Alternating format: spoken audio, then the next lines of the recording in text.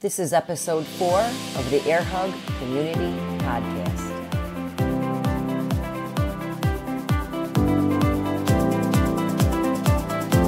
You're listening to the Air Hug Community Podcast. I'm your host, Judy Arizosa, and on this podcast, I bring you conversations and stories from guests and myself that inspire us to thrive on a higher level. We talk about things like relationships and habits for optimal health and how we see the world.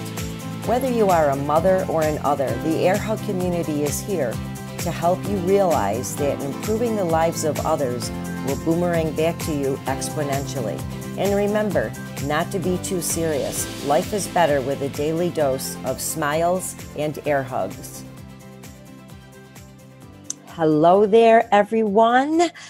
Oh boy, you know what? I still have the urge every time I hop on here to throw on some lipstick and some perfume. So, and I find that ironic because today we're actually talking about beauty sickness and fat talk. So, what is going on here? Well, there's nothing wrong with throwing on lipstick and putting a little perfume on to make yourself feel better. And so today I am putting forward my best virtual face, but I really want to get serious here now and talk about fat talk and beauty sickness. So let's back up a little bit. What do we mean by fat talk? I think you can probably kind of get the idea in your head, but let's go back to when fat talk as a term was first recognized. In 1994, it was recognized as a term that middle school girls used, and it was an informal dialogue expressing dissatisfaction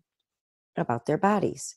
And so I don't know who decided that it was first talked about by middle school girls, but I tend to think that this talk has been going on for a very, very long time, long before 1994. In fact, I'll get to this later. No, I'm going to tell you now. I remember, and this is no disrespect to my mother or anything, because she was a very, very loving person and an outstanding, excellent, kind person. But she very often, first of all, she struggled with her weight and body image for all of my years that I can remember. But she often had these little sayings. And one of the things that she said, and I'm sure she intended it to be harmless, and I took it that way, but I think deep down I always remembered that. She always said, you could never be too thin. Now, she didn't know about anorexia or eating disorders, but she did struggle with body image and her weight and her perceived ideal weight and her health. But in fact, her weight was, her body size was not where her ideal health could have been. But that's another story. So anyways, I just wanted to throw that out there because I wonder if some of you remember expressions. You know, I could go on and on. I remember in college, we had ice cream night, and this obnoxious guy was behind me in line, and he goes, I don't know why you're going to eat that ice cream. He goes, it's just going to go straight to your thighs, as if he had like permission to comment on my thighs. Like I didn't comment on his thighs. But anyways, let's move on because I'm totally getting off track here, but I'm trying to set the tone for what we're talking about here. And it's women engaging in negative self-talk, also known as fat talk. All right. So fast forward to 2015, Facebook, I don't know if you remember this, but Facebook used to have one of those emotion things. What do they call them? Where you could put feeling and then blank something. They used to have one that said feeling fat. And in 2015, a huge petition came out by a huge number of people saying that this was offending and that it was reinforcing a negative body image. And Facebook immediately got rid of that option. So you can no longer say you're feeling fat on Facebook. But let's talk about this. What's wrong with fat talk in general? So fat talk, and I got to tell you, I listen to fat talk every single week in the studio here where I run Grateful Fitness. Every single week in the 10 plus years that I have been doing this, I have heard fat talk. And every single time I have said, wait a minute, stop, let's talk about this. And sometimes it's just like, I hate my cellulite. I hate this. I hate that. But it's always a disapproving body remark. Most recently, someone just said, it'll be hard to tell who's more pregnant, my daughter or I. And I was like, just now stop that. Okay. So anyways, this is what I'm talking about. And what it is meant to do, I think, when people encourages it, is it generates empathy. And it's supposed to, all right, it's supposed to make everyone feel better, but it doesn't. So in the early 2000s, do you remember chat forums and chat rooms? Oh my gosh, I used to belong to this exercise forum, and I was kind of addicted to it. Like, I had to log on every day and see what people were saying and listen to, and make my own comments.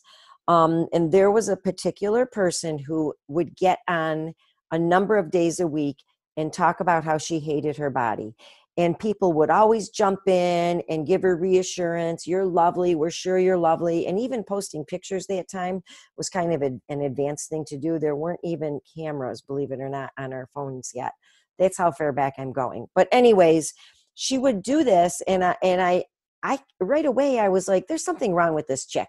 Why is she always, it's like she's looking for compliments. But she got what she wanted because people enabled her, because they gave her positive reinforcement from her comments. I don't know if they thought they were being kind or they felt that she needed, reassurance in that way. But what I think it was reinforcement for more negative self-talk. Then it became a vicious cycle. I eventually stopped following that particular area of that forum. So anyways, I want to move on because there's been some interesting publications on this. There was an article in the New York Times. There was actually some research done, but the most interesting piece of publication that I found was a TED Talk by a woman named, let's see if I can get her name right, Renee Engelin. And her TED Talk, talked about beauty sickness. And I believe that negative self-talk can be related to beauty sickness. It can be a symptom of it, but it can also be just having a totally negative self-esteem in general. So I don't think they're the same thing, but I want to go in the direction of beauty sickness because I think that with the way social media is today, and not just social media, but television, made for TV kind of things, movies, entertainment in general, and media in general portrays, what they portray of a woman is so unrealistic. It's like 1% of the population. It's so, the pictures that we see of the women who are supposed to be mainstream women are really outliers. They're not really women as we see them. These are the images we see. And the thing is, we're smart, right? And we understand this, but it doesn't help. We understand that these images are photoshopped, they are altered, or they might be women who have eating disorders or whatever, but yet we know that this is not normal. But deep down inside, there's a good many of us who want to look like that anyway. And because we don't look like that, we feel inadequate, insecure, and if it gets to the point of beauty sickness, obsessed.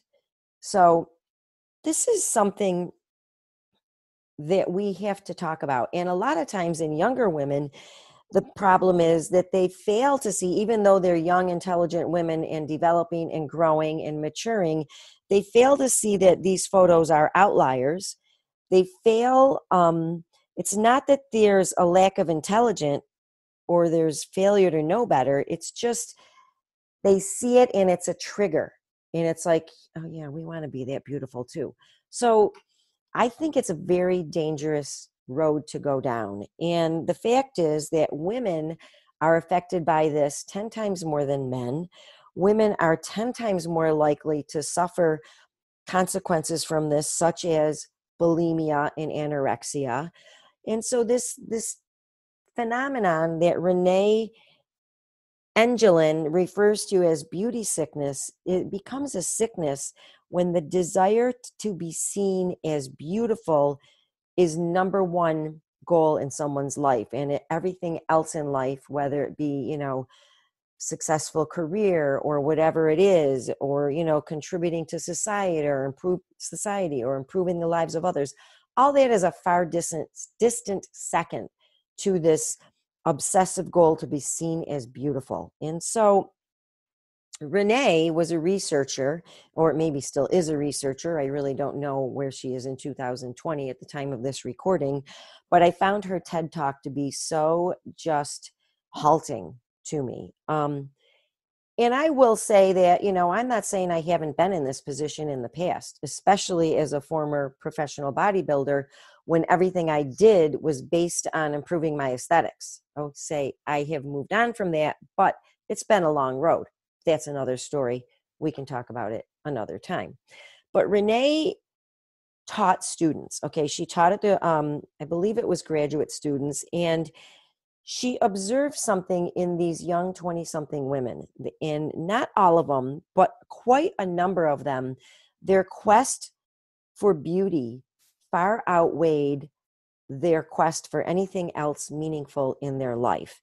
And they were so worried about being considered fat or having a blemish or not looking like a model, or God forbid seeing cellulite through their leggings, or not wearing size 00, that it was actually hindering their life. And so they even went so far, and some of them shared with her the pose procedure that everyone knows about, like turning your shoulder one way and bringing your head forward and tilted and throwing the arm on the hip.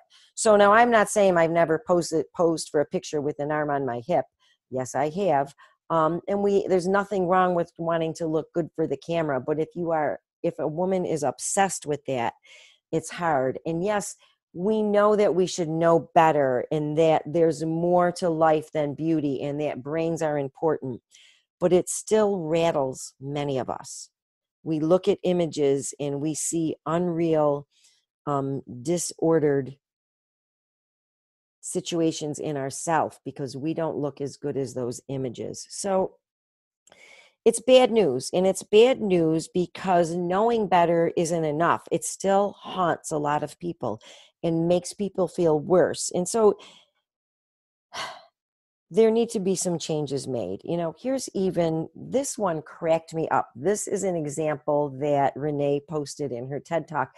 She talked about Esquire magazine. Now, I know this is not like a huge research magazine, but somewhere they came up with this statistic that, are you ready for this? 94% of women said they would rather get hit by a truck than be considered fat. Now, I don't know if that's true, but Renee brought this to her students kind of as a joke. It sounded like in her talk. And here's what happened. She thought it would get laughed off and everyone would be like, really? But actually the questions were, how big was the truck? How fast is it going?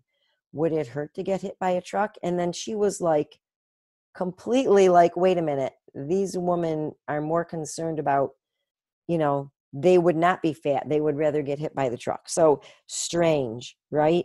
But where we're really getting hurt here is not by the truck. We're getting hurt by the cultural standards of our society. And we're getting hurt by allowing young women and women of all ages to fall victim to this. We're not that they're falling victim to it, but the whole way society is set up is feeding into it. Now, I'm not against beauty. And hey, you know what? Procreation of the species depends on females being attractive, and males too, right?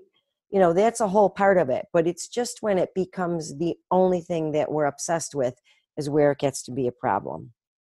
So, it's not, we don't want beauty to be number one.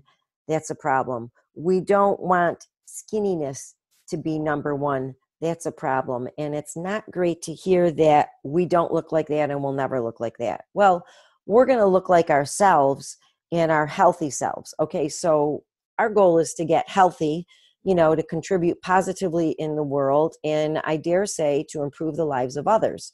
So beauty sickness is a warped view of real bodies. These, once again, the images are rare, they're altered, smallness is rewarded. But here's the fact: men and women are getting bigger. And so now there's a gap. There's a gap between what we see in entertainment and media and what really is out there in the world. And it's kind of like a sugar addiction. You know, we want and want to get over on the other side of that gap.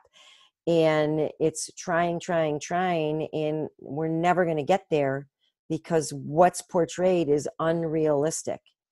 It's unrealistic. It's 1%, and I'm making that number up, but it's a minority if it's even real at all. If it's even real at all, you know, or, you know, because maybe somebody just got for that television miniseries, maybe they dieted down and gained weight after, you know, and things like that. You have to remember that. So, and again, even my mom, God bless her, in the 70s, when she said you could never be too thin, she was planting seeds back then, but she really didn't know it. So what we want to do is, let's treat ourselves and the women in our life, and especially the young women and the little girls in our life, let's reward them for things like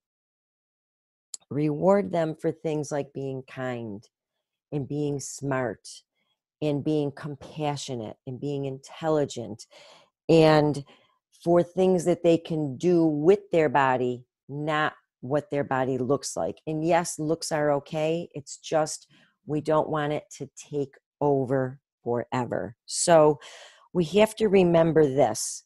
This is one of the problems with this whole situation, right? We only have a certain amount of brain power each day, and we can call that willpower or cognitive energy or the ability to focus on what it is we want to focus on. And so think about, like, when we see people who are addicted to social media. I don't want to say addicted, but they spend a lot of time on social media. I've been guilty of this.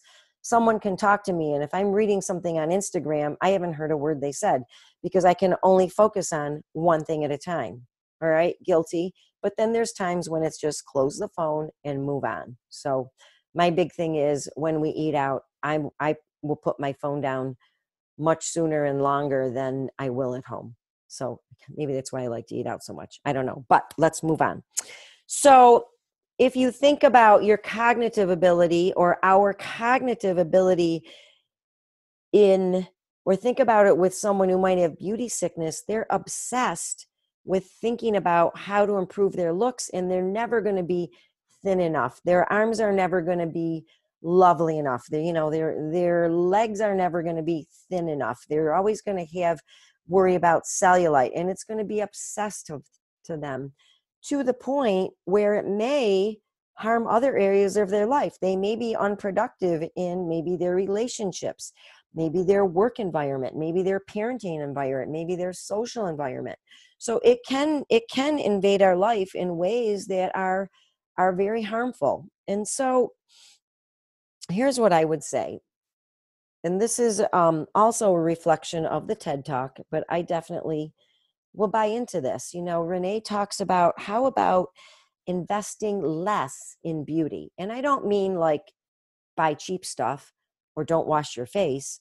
What I mean is, don't put those TV shows on such a high pedestal, and don't, like, I'm going to bash what's her name right now with the Skinny Girl products, because I cannot stand the word skinny.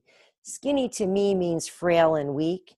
And like, one of the important things in my life is to be fit enough and healthy enough so that I can be strong and I can take care of myself, And I see some older women who are frail and afraid, and that they will fall and hurt. And so one of the things that is a very high priority in my Grateful Fitness business and in my own life is making sure that women are strong enough physically and mentally and emotionally to take care of themselves. You want to be able to get from point A to point B. You want to be able to be 85 years old, literally, and get on and off the toilet. So I'm saying that celebrate what your body can do, not just what it looks like. And by doing this, don't buy into the skinny this, skinny that.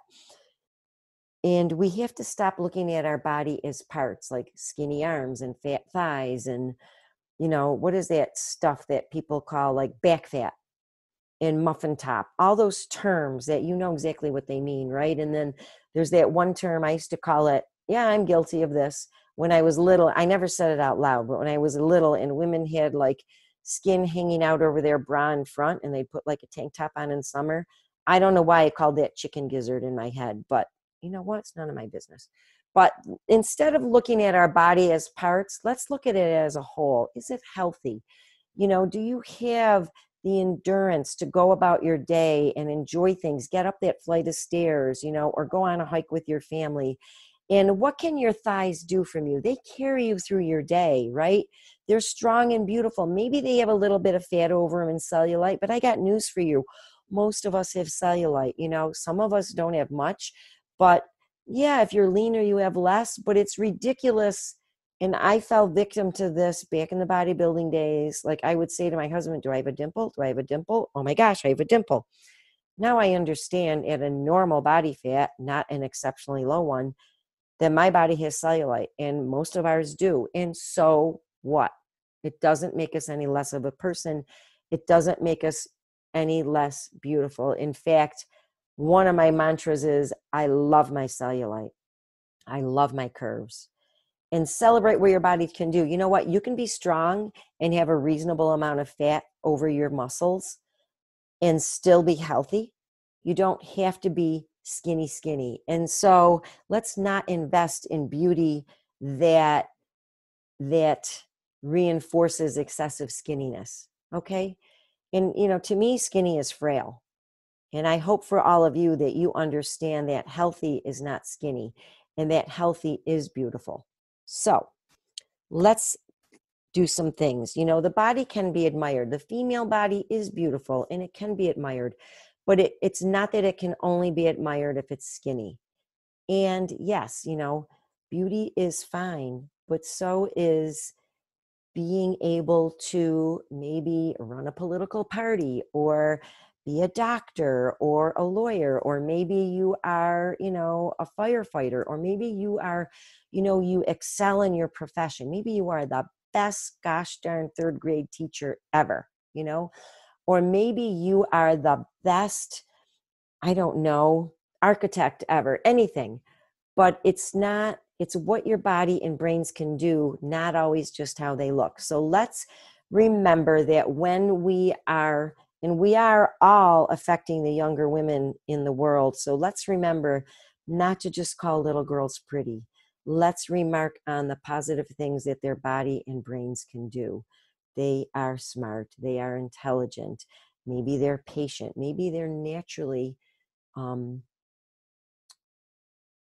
compassionate. I did say that. Maybe they're naturally just a friend to others. Maybe they are for others. Maybe they are always grateful and kind. These are the things we want to reward. And yes, we certainly can also reward them if they can run faster, throw a ball far, or, do physical things well. And yes, of course, it's okay if they're pretty and all that too, but we don't want that to be what they're striving for as a priority. We want it to be part of the whole. And so I'll leave you with this. We are women who are, and men, if you're listening, this goes for men too, and how we treat each other and how, don't ask your husband if something makes you look fat. And guys, I'm not telling you to lie, but let's not make that the most important part of your conversations. Celebrate what you can do as a person and how you can contribute positively to this world other than just looking fabulous. And if you want to look fabulous too, that's fine. But I certainly hope that it's not all that you want to do. Thank you so much for listening today. I'm super grateful that you have chosen to listen to the Air Hug Community Podcast. Do me a favor, hit subscribe and give us a great review. You can even go one step further, grab a screenshot and share on your social media. For any information on references mentioned in this episode, please see the show notes. Air hugs to you.